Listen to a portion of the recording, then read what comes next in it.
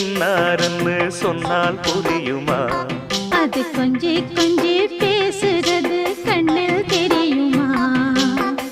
உலகே அழிஞ்சாலும் உன் உருவம் அழியாதே, உயிரே பிரிஞ்சாலும் உறவேதும் பிரியாதே.